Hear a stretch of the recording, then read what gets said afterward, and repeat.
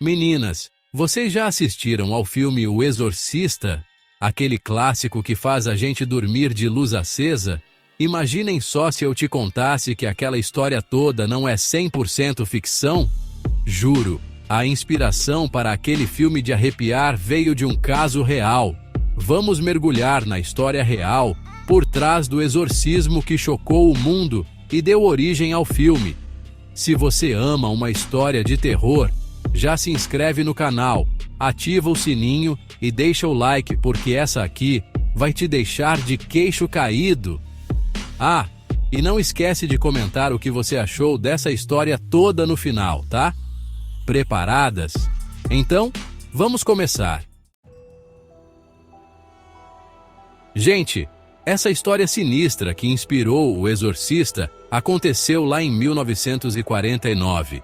E o protagonista dessa vez não é nenhuma atriz famosa, mas sim um garoto chamado Robbie Mannheim. Na real, esse nome é tipo um nome fictício para proteger a identidade dele. O babado todo rolou em Maryland, nos Estados Unidos. Imaginem só. O Robbie era um adolescente comum de 14 anos, até que a tia dele bateu as botas. A partir daí, a vida dele virou um verdadeiro pesadelo. Coisas estranhas começaram a acontecer, tipo barulhos sinistros pela casa e objetos se movendo sozinhos. Diziam que o Robbie estava tentando se comunicar com a tia falecida usando uma tábua Ouija. Parece que a brincadeira abriu as portas para algo do além. A partir daí, a casa do Robbie virou palco de eventos sinistros, mudanças de humor repentinas, explosões de raiva, e ele falava em línguas que ninguém entendia. A família, desesperada, tentou de tudo: médicos, psicólogos, até benzedeira. Mas ninguém conseguia explicar o que estava acontecendo com o pobre do Robbie. E as coisas foram de mal a pior. O Robbie, que antes era um adolescente normal, começou a ter uns ataques de fúria, xingava, gritava, falava coisas sem pé nem cabeça. O corpo do Robbie também começou a mudar.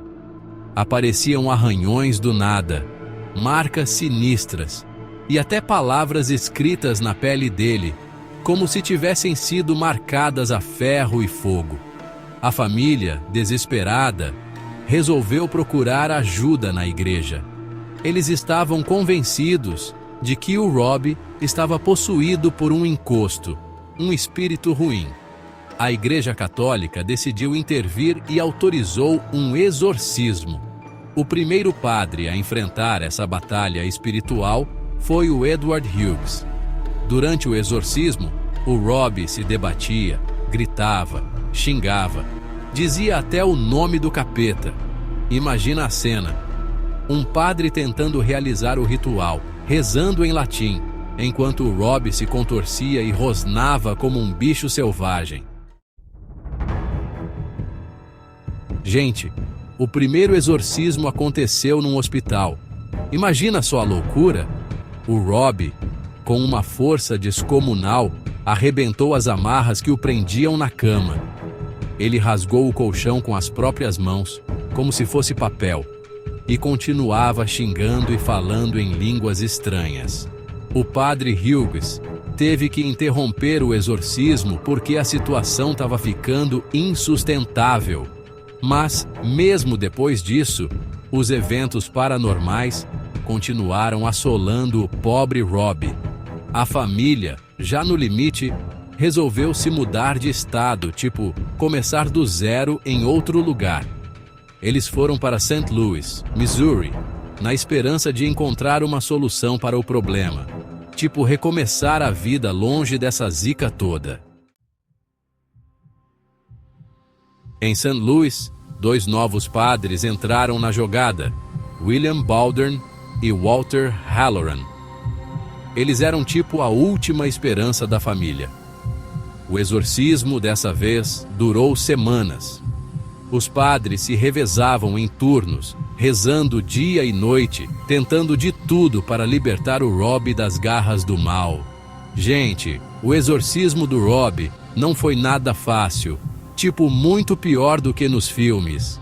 As coisas ficaram tão tensas que o ritual teve que ser feito em vários lugares diferentes. Na casa da família, no hospital da Universidade de St. Louis. Durante as sessões, o Rob fazia coisas que desafiam a lógica.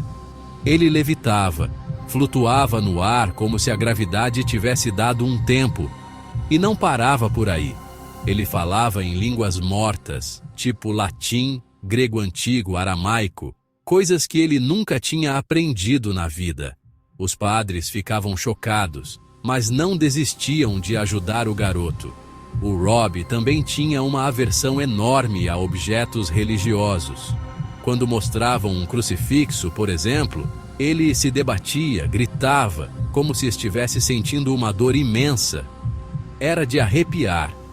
Mas o que deixou todo mundo de cabelo em pé foi que, durante uma das sessões, o Rob gritou com uma voz que não parecia ser dele: "Satanás está indo embora!" Depois disso, ele ficou em paz, como se tivesse se libertado de um peso enorme. A partir daquele momento, os eventos paranormais cessaram. O Rob voltou a ser o adolescente de antes, sem se lembrar de quase nada do que tinha acontecido durante o período de possessão. Meninas, essa história sinistra do Rob chocou tanto o mundo que chamou a atenção de um escritor chamado William Peter Blatty. Ele ficou tão impactado com o caso que decidiu escrever um livro sobre isso. E adivinha só? Esse livro se chamava O Exorcista. O livro, lançado em 1971, foi um sucesso absoluto. Todo mundo queria entender como uma história tão assustadora podia ser real. E não demorou muito para que Hollywood batesse na porta do Blatty querendo transformar o livro em filme. Em 1973, o filme O Exorcista estreou nos cinemas e, gente, foi um estouro. O filme era tão assustador, mas tão assustador, que muita gente saía correndo do cinema antes mesmo de acabar. Claro que o filme deu uma exagerada nos efeitos especiais e nas cenas de terror, né? Hollywood adora um drama.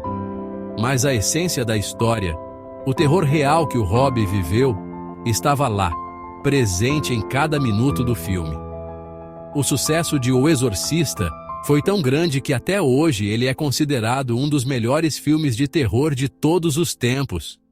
E pensar que tudo isso foi inspirado na história real de um exorcismo. Mesmo depois de tantos anos, o caso do Rob Mannheim ainda intriga muita gente. Algumas pessoas acreditam piamente que ele estava possuído pelo capeta, enquanto outras acham que tudo não passou de uma grande mentira. Os céticos acreditam que o Rob sofria de algum tipo de distúrbio psicológico, como esquizofrenia ou dupla personalidade. Eles argumentam que os sintomas do Rob poderiam ser explicados por essas condições. Já os que acreditam no sobrenatural defendem que os eventos paranormais eram reais e que a possessão demoníaca era a única explicação plausível para o que aconteceu com o Rob. E a igreja? Bom, a igreja nunca se pronunciou oficialmente sobre o caso, o que aumenta ainda mais o mistério. Até hoje, o Vaticano mantém em segredo os arquivos do exorcismo do Rob. Verdade ou mentira, o caso do Rob Mannheim continua sendo um dos mais famosos e assustadores relatos de possessão demoníaca de todos os tempos.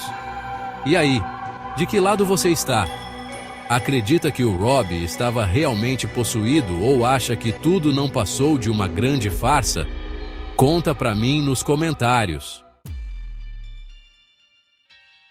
E aí, minhas lindas? Gostaram de conhecer a história real por trás do filme O Exorcista? Confesso que até eu fiquei arrepiada. A história do Rob Mannheim é daquelas que nos fazem questionar tudo o que sabemos sobre o mundo, né? Apesar de nunca termos certeza se ele estava realmente possuído ou não, uma coisa é certa: O que aconteceu com ele foi tão assustador que inspirou um dos maiores clássicos do terror de todos os tempos. E vocês? Acreditam em possessão demoníaca? Já passaram por alguma experiência paranormal? Compartilhem suas histórias nos comentários. Só não esqueçam de deixar o like, se inscrever no canal e ativar o sininho para não perderem nenhum vídeo novo.